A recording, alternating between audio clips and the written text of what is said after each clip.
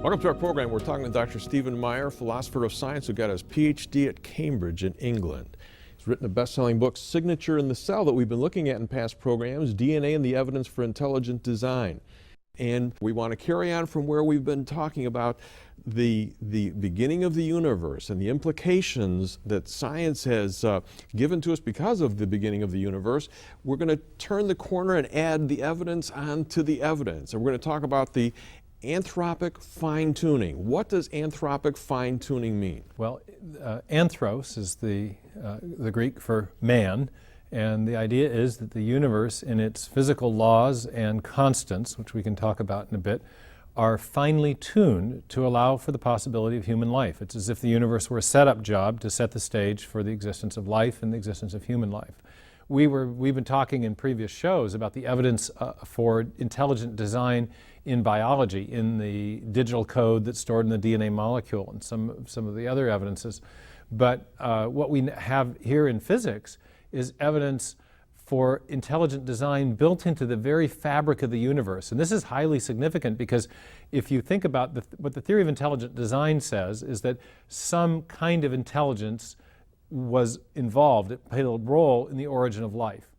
But from the evidence in biology alone, you can't decide whether that intelligence was immanent within the cosmos, some kind of space alien or intelligence within the universe as a whole, or whether the intelligence responsible for the origin of life was transcendent beyond the universe.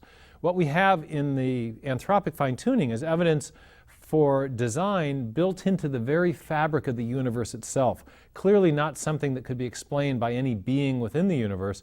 And so I think it tips the scales in the direction of a theistic design hypothesis and points to the need for a God who is the designer, an intelligent agent who transcends matter, space, time, and energy. And so with the evidence from the new cosmology, from the Big Bang and general relativity, we saw that there was a need for some kind of transcendent cause. One candidate for that might be an agent that has the attributes we associate with God. With the anthropic fine-tuning evidence, we're going to see additional evidence that supports that thesis because it's also going to point not just to the transcendent nature of the cause, but also to its intelligence. And more succinctly, what I think the fine-tuning evidence shows is that there's compelling evidence for intelligent design in the entire universe, and it comes in the form of this fine-tuning of the laws and constants of physics and also of the initial conditions. And therefore, intelligent design provides the best explanation for this evidence.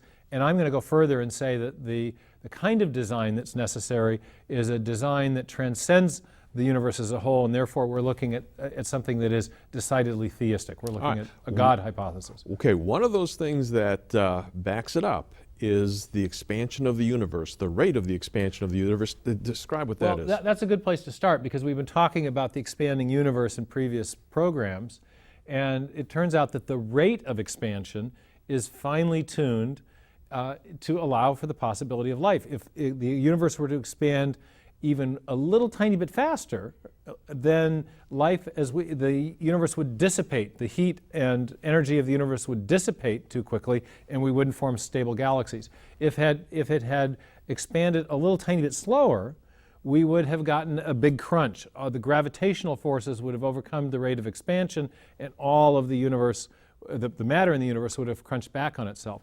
So it turns out that the fine-tuning of the expansion rate of the universe is exquisite. It's fine-tuned to one part in 10 to the 60th power. That's about the same as $1 out of a trillion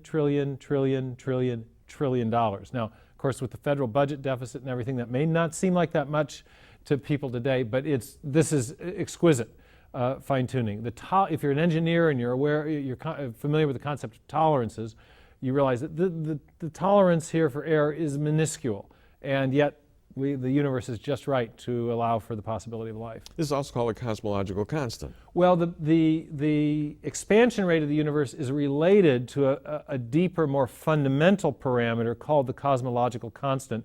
That's the constant that Einstein was fiddling with to try to restore a static balance in the universe, fiddling with in his mind, not in reality.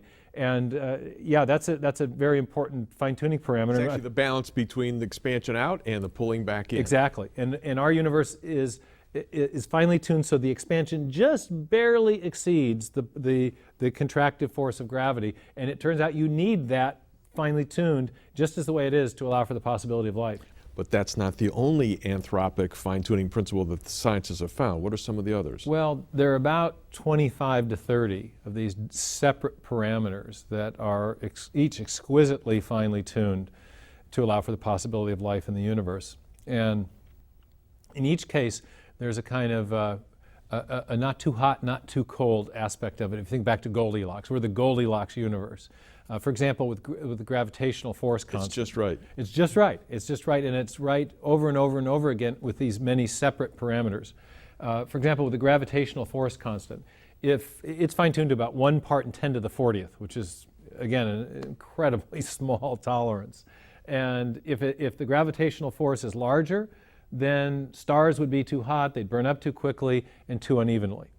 If the gravitational force constant is smaller, then stars would remain too cool so that nuclear fusion would never ignite, and hence we'd have no heavy element production, therefore no planets like our own. So in each case, if you get it off by a little bit, then something bad happens that would make the universe impossible. Now, many people aren't familiar with the idea of constants because you got to kind of be a physics geek to be into this, but basically every equation has a proportion between one variable and another, and there's a quantitative aspect to that proportion that's expressed by what's called a constant of proportionality. So you could imagine, I used to admire the Russian pole vaulter, Sergei Bubka. Now imagine that Sergei is running down the tarmac, and he's a man of about 200 pounds. The Earth has a given mass, and therefore there's the proportion between those two masses generates a particular force, or there's a force generated between those two masses.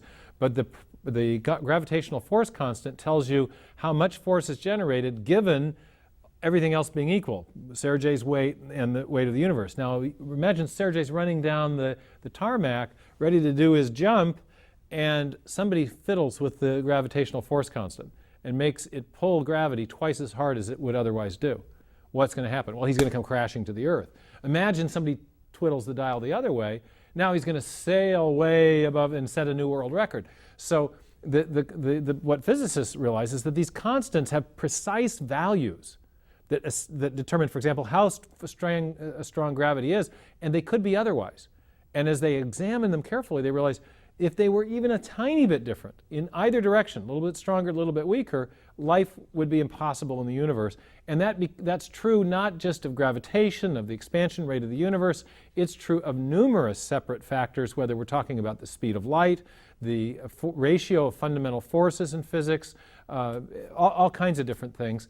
And that's what's so striking about this. All right, Steve, you got a great illustration of what you're talking about. Show the folks. Well, it's really from John Polkinghorne, one of the leading physicists from Cambridge University. I've simply made a visual to go with the idea, but in order to get across the idea of the anthropic fine-tuning, he asks his readers to imagine a universe-creating machine.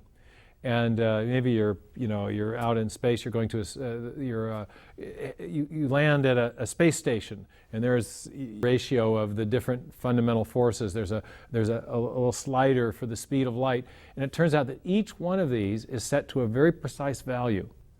And since you're a physicist, you take out your pencil from behind your ear and start making some calculations. You realize, if we changed any one of those values, if we spun the dial a little tiny click this way or a little tiny click that way, move that slider a little bit one way or the other, life wouldn't be possible. Now, what do you make of that? Now, Polkinghorne, he has a charming way of saying it. He says, well, I don't say that the atheists are stupid. He says, I think that theism, the theistic design hypothesis, provides a better explanation. Mm-hmm. And this has been a kind of universal reaction among physicists at a kind of intuitive level. Fred Hoyle, the famous British astrophysicist who spent a lot of his career trying to get around the implications of the Big Bang Theory by posing other models to explain away the beginning of the universe, eventually came to realize that the fine-tuning evidence provided compelling evidence of design. Hoyle says that a common sense interpretation of the data suggests that a super intellect has monkeyed with physics and chemistry as well as biology to make life possible. And I always get a kick out of this because the monkeys always seem to make it into the origins debate, even when we're talking about physics. But I think Hoyle's exactly right here. A common sense interpretation of this fine-tuning suggests that there was a fine-tuner, intelligence, a super intellect that was responsible. And since the evidence of design that we're looking at is built into the very fabric of the universe, right from the very beginning, I think what we're looking at is not something that can be explained by any designing intelligence or agents within the cosmos. Richard Dawkins has, thrown out the idea that, well, maybe there might be an alien intelligence that's responsible for what he calls the signature of intelligence in life. That kind of intelligence can't explain this evidence. This evidence points to the need for an intelligence beyond the cosmos that could build the design into the universe as a whole. So I think this is a compelling new development in science that has, again, very positive theistic implications. Folks, this is fantastic information. I hope you're catching the drift of all of this and what it means. But we're going to take a break. When we come back, we're going to talk about there are still objections to this evidence. And we're going to hear about that when we come right back.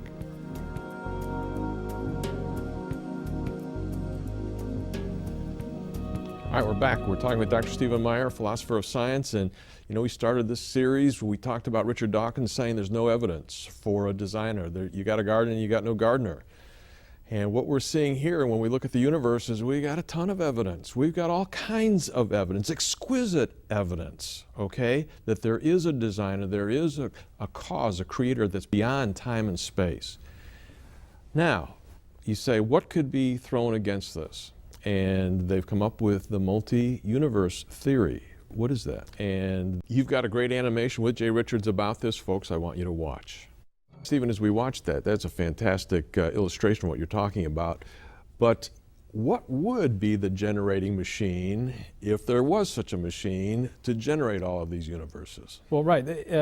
Physicists have